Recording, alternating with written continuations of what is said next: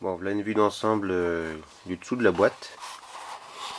Bon, ce qui m'a amené à la démonter, en fait, c'était la première fois, en fait, c'est que il y avait un dur dans le passage des vitesses. En fait, quand je passais de N en D, ou même en 2 ou en 1, le levier de vitesse, enfin, ce qui permet à la vitesse de s'enclencher, ici, était assez dur. Donc on voit bien ici le passage des vitesses, la position parking.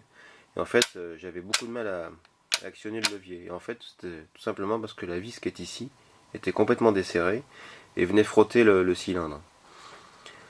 Et en fait, ce qui s'est passé, c'est qu'à un moment donné, elle s'est complètement coincée et ça m'est arrivé au contrôle technique. Le gars du garage, en fait, a tiré sur le levier très fortement et en fait, il a fait sauter je sais pas comment ça s'appelle, enfin en tout cas l'axe qui est ici, là, qui vient se loger dans le piston. Non seulement il l'a fait sauter, donc après les vitesses passaient plus, mais en plus il a tordu la pièce qui est ici, qu'on voit. Vous voyez qu'ici elle est crantée. Je vais faire une autre vue. Voilà. On voit bien l'écran ici. Et normalement la roulette qui est ici, qui est un ressort simplement, vient se positionner dans les gorges d'écran. En fait, ce qui s'est passé, c'est que la pièce s'est tordue. Cette pièce-là, en fait, s'est tordue en tirant dessus. Et elle s'est retrouvée, en fait, positionnée comme ça. Carrément de travers. Du coup, cette pièce-là était de travers aussi.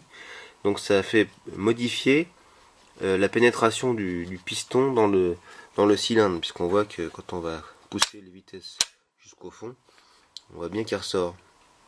Avec des lumières. Et à l'intérieur, il y a l'huile qui passe sous pression. Donc je l'ai repositionné la vis et j'avais remis le clip. Mais en fait ça suffisait pas parce que comme la pièce était tordue, là on voit bien qu'ici le piston rentre complètement dedans. Et en fait avant il était à peu près, bon, si j'y arrive parce qu'il y a un ressort, il était comme ça. Et du coup j'ai été obligé de pousser la manette en roulant pour passer à la troisième. Donc j'ai redressé la pièce là simplement avec une pince. J'ai redressé cette pièce là et du coup l'équerre qui est formé ici par les autres pièces en fait ont repris la forme d'origine. Donc maintenant la position du cylindre à l'intérieur est correcte. Voilà, donc elle est réparée. Pour moi, je pense que ça venait de là tout simplement. Mais en dehors de ça, je ne sais pas ce que c'est comme boîte.